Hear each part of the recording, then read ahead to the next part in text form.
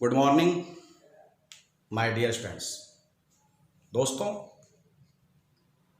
हम लोगों ने केमिकल बॉन्डिंग में बहुत सारे लेक्चर्स को पढ़ा। दोस्तों, आशा कर रहा हूं कि आप बहुत अच्छे से पढ़ रहे होंगे और आज का लेक्चर जो हमें स्टार्ट करना है दोस्तों, वह है हाइड्रोजन बॉन्डिंग। तो दोस्तों, हम बात कर रहे हैं केमिकल बॉन्डिंग की। जैसा कि हम लोग पढ़ते हैं दोस्तों, केमिकल बॉन्डिंग की बात हो रही थी और इसमें हम बात कर रहे हैं दोस्तों हाइड्रोजन बॉन्डिंग। दोस्तों, बहुत इंपॉर्टेंट हेडिंग है हाइड्रोजन बॉन्डिंग। इसके बारे में बात करते हैं दोस्तों। The term hydrogen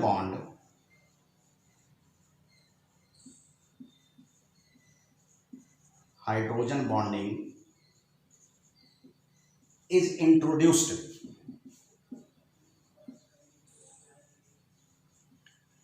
by Latimer, name of scientist, and Rhodesius। इन्होंने दिया था दोस्तों, Latimer and रोडेवस।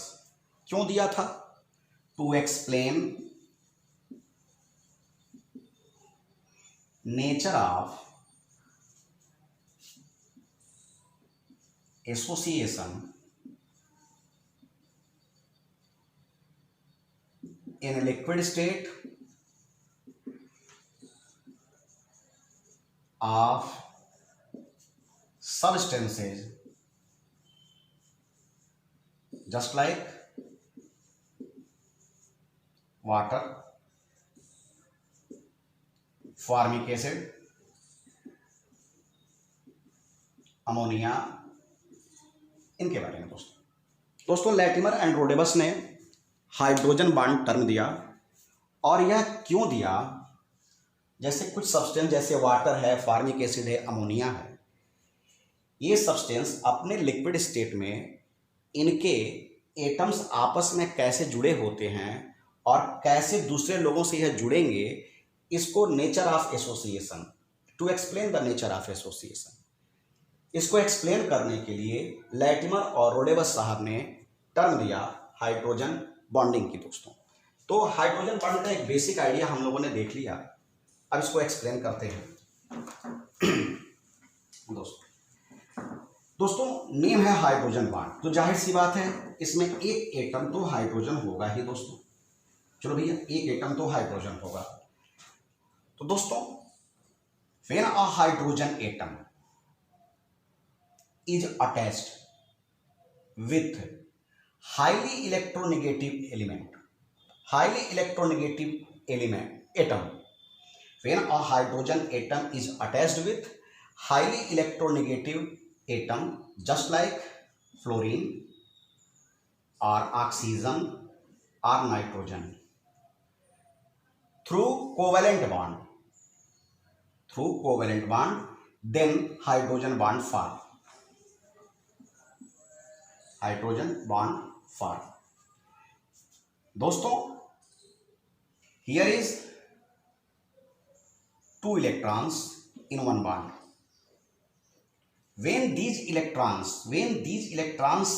shifted towards highly electronegative element, fluorine है highly electronegative element, when these electrons shifted towards highly electronegative element, then one end becomes negative and other end becomes positive. One end becomes negative and other end becomes positive, and it makes a dipole.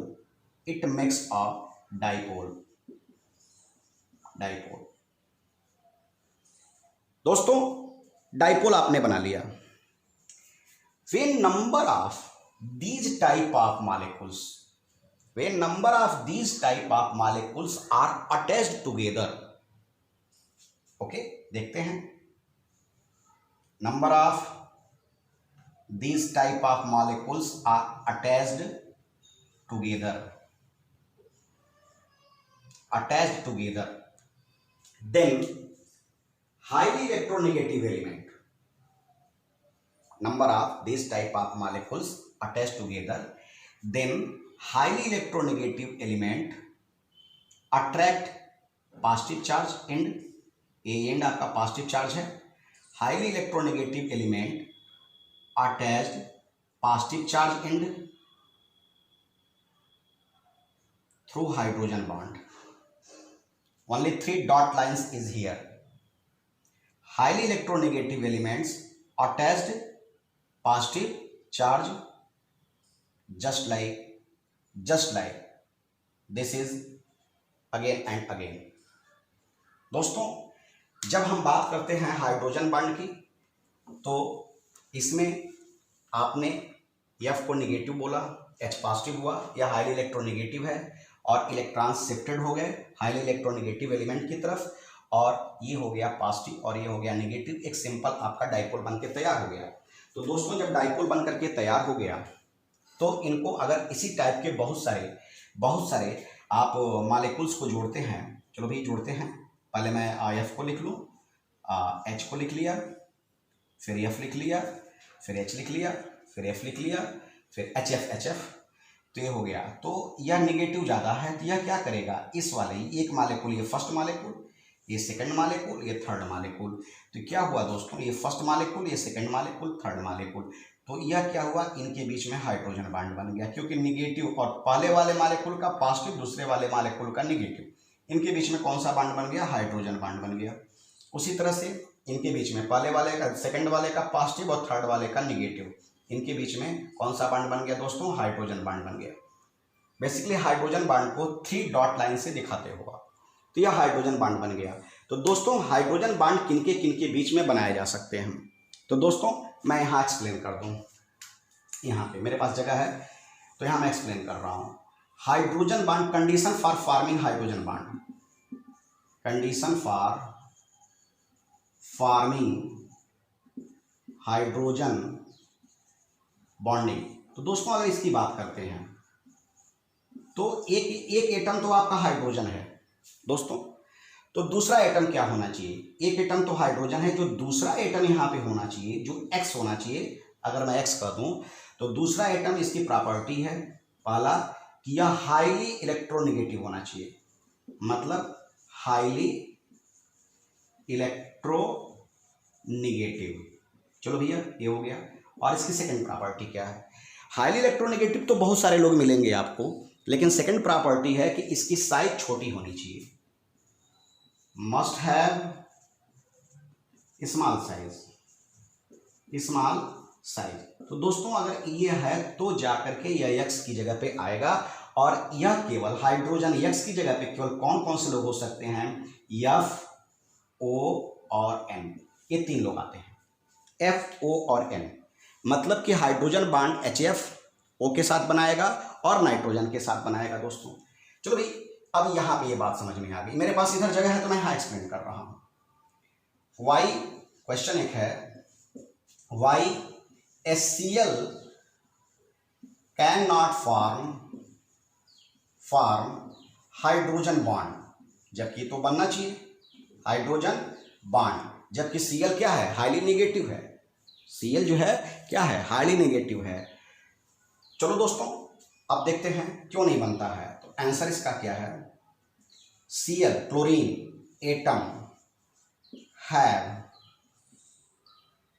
Electronegativity,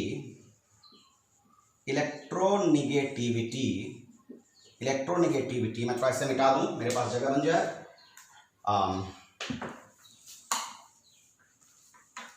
अब मैं मिटा ही देता हूं, थोड़ा मैं मिटाने से बच रहा था.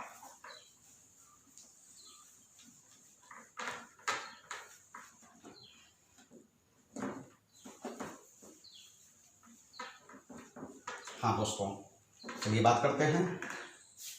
तो Cl एटम हैव, आंसर मैं लिख रहा हूं, Cl atom have electronegativity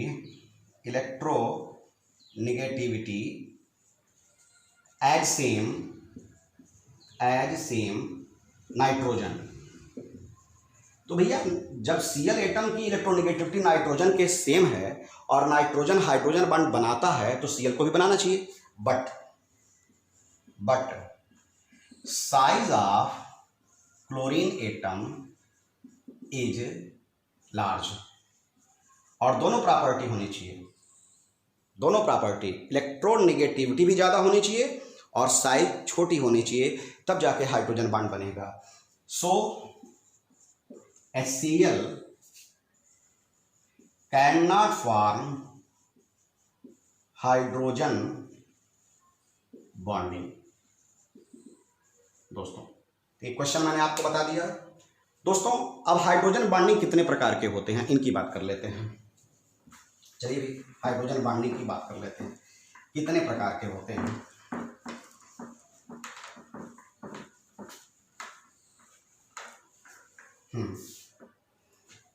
types of hydrogen bond, जो sir classification of hydrogen bond कर दीजिए या टाइप्स कर दीजिए। Types of hydrogen bonding. दोस्तों अगर इनकी बात करेंगे तो दो प्रकार के हाइड्रोजन बॉन्डिंग होते हैं, फर्स्ट एंड सेकेंड। तो दोस्तों अगर फर्स्ट की बात करते हैं, इंटर मॉलिक्यूलर हाइड्रोजन बॉन्डिंग, इनकी बात हो रही है दोस्तों। और दूसरा होता है इंट्रा मॉलिक्यूलर हाइड्रोजन बॉन्डिंग।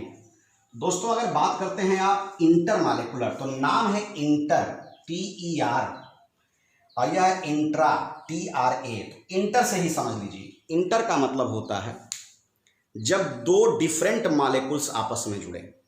मतलब इसको ऐसे बोलोगे क्या, this type of hydrogen bonding result between positive and and negative end of different molecules of same substance और अदर सब्सटेंस। मतलब एक ही सब्सटेंस के या अलग अलग सब्सटेंस के अगर डिफरेंट मॉलिक्यूल्स के बीच हाइड्रोजन बॉन्ड रिप्रेजेंट किया जाए तो उसको इंटरमॉलिक्यूलर कहते हैं। जैसे कि वाटर, एक एग्जांपल आप ले लो वाटर का। वाटर का फार्मूला क्या होता है, H2O। तो लिखते हैं H2O, फिर यहाँ लिखते हैं H2O, फिर यहाँ लिखते हैं H2O। वाटर सेम सब्सटेंस है, लेकिन सेम सब्सटेंस के डिफरेंट अलग अलग मॉलिक्यूल, ये मॉलिक्यूल फर्स्ट है, ये मॉलिक्यूल सेकेंड है और ये मॉलिक्यूल थर्ड है। इसी तरह से कांस्टेंट आगे बढ़ता जाएगा, कंटिन्यू। अब देखिए क्या है, एक ही सब्सटेंस के या अलग अलग सब्सटेंस के, कुछ भी ले सकते हैं, तो एक ही सब्सटेंस के या अलग अलग सब्सटेंस के अगर डिफरेंट मॉलिक्यूल्स आपस में जुड़े, और क्या जुड़ना चाहिए, positive and and negative and जुड़े, तो हाइड्रोजन बॉन्ड जो बनता है वह इंटरमॉलिक्यूलर होता है। अब देखिए यह नेगेटिव है ऑक्सीजन, यह पॉजिटिव है, इनके बीच में हाइड्रोजन बॉन्ड बन गया। चलो भैया थोड़ा सा मार्कर चेंज कर लेते हैं दिखाने के लिए, यहाँ पे ब्लू कर देते हैं। यहाँ देखिए यह नेगेटिव साइड है या पॉजिटिव साइड है दोस्तों, तो इनके बीच में हाइड्रोजन बॉन्ड बन गया। तो इसका मतलब डिफरेंट मॉलिक्यूल्स के बीच में जो इनके बीच के जो नेगेटिव और पॉजिटिव चार्ज के बीच में जो बॉन्ड बने वह इंटरमॉलिक्यूलर हाइड्रोजन बॉन्ड होगा। या डिफरेंट मॉलिक्यूल्स सेम सब्सटेंस के भी हो सकते हैं और अलग अलग सब्सटेंस के हो सकते हैं। चलो भाई इससे क्या हो गया, इंटरमॉलिक्यूलर हाइड्रोजन बॉन्ड बनने से क्या होता है दोस्तों, सॉल्युबिलिटी बढ़ जाती है, सॉल्युबिलिटी इंक्रीज हो जाती है दोस्तों, और boiling point and melting point भी इंक्रीज हो जाता है दोस्तों। मतलब अगर कहीं इंटरमॉलिक्यूलर हाइड्रोजन बॉन्ड बन रहा है तो जाहिर सी बात है कि वाटर के साथ उनकी सॉल्युबिलिटी बढ़ जाएगी और उस बॉन्ड को तोड़ने में ज़्यादा एनर्जी की ज़रूरत पड़ेगी, इसलिए बॉइलिंग पॉइंट और मेल्टिंग पॉइंट भी इनका बढ़ जाएगा दोस्तों। अब बात आता है इंटरमॉलिक्यूलर हाइड्रोजन बॉन्ड। दोस्तों अगर सेम मॉलिक्यूल्स के बीच में हाइड्रोजन बॉन्ड हो तो उसको बोलते हैं इंट्रामॉलिक्यूलर हाइड्रोजन बॉन्ड। अब सेम मॉलिक्यूल्स के बीच में अगर आपका हाइड्रोजन बॉन्ड हो तो उसको बोलेंगे इंट्रामालिकुलर हाइड्रोजन बांड। अब सेम मालिक्यूल्स कोई भी एग्जाम्पल उठा लो, आर्थोक्लोरोफिनॉल को उठा लेते हैं। अगर यहां पे आपको दिख रहा होगा, मैं अभी देख लूंगा।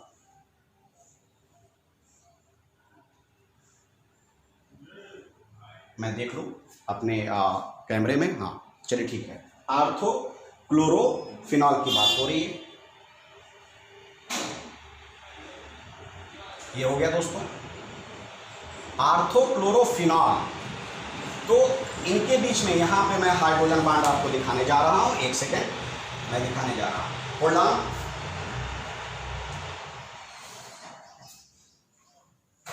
पीछे से आवाज आ रही थी इसलिए होल्ड करा दिए। ये 3 डॉटेड लाइन से दिखाएंगे आर्थोक्लोरोफिनॉल। अब देखिए क्या है, एक ही मॉलिक्यूल है, एक ही मॉलिक्यूल के बीच में अगर हाइड्रोजन बांड हो, यहां क्या था, अलग अलग मॉलिक्यूल था।